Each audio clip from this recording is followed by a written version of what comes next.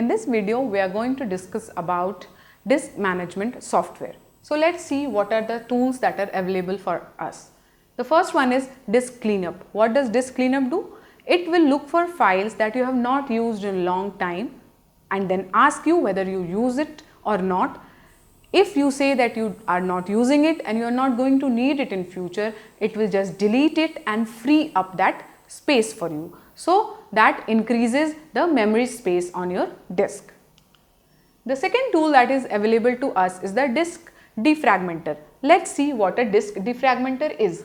It is a disk management utility that increases file access speeds by rearranging fragmented files on contiguous locations. Now, in a previous video, we had discussed that the operating system divides any file in small segments and stores it on non-continuous locations. Why it does that? Because that whole chunk of continuous locations where the full file can be stored is not available. So it breaks it down into small pieces.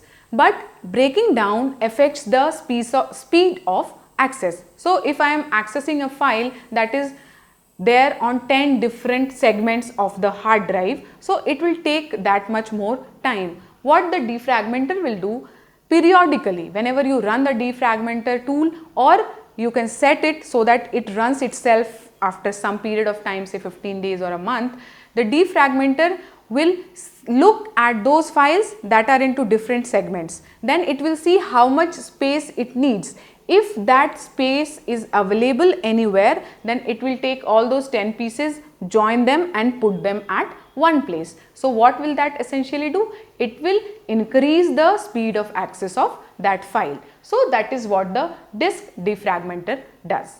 In this video, we have discussed about the disk management software. In our next video, we are going to look at open source software.